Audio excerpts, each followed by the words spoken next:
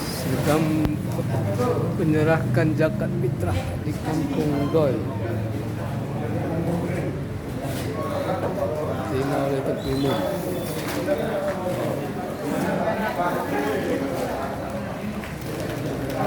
Doi. Panitia.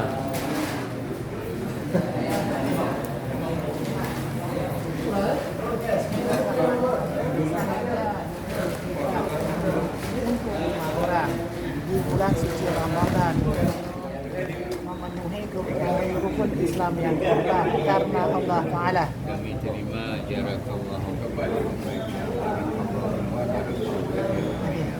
Ini